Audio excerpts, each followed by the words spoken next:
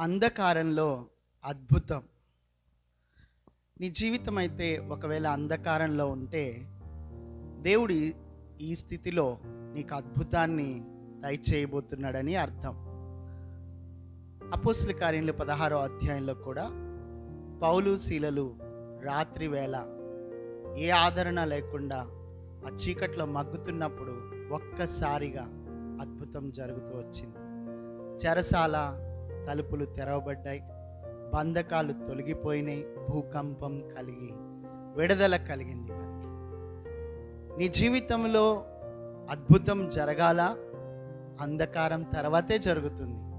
అంధకారంలో కృంగిపోవటానికి లేదు. అంధకారం వెనక ఒక అద్భుతం దాగి ఉంది. దేవుడు అట్టి కృప నీకు ఇచ్చును గాక.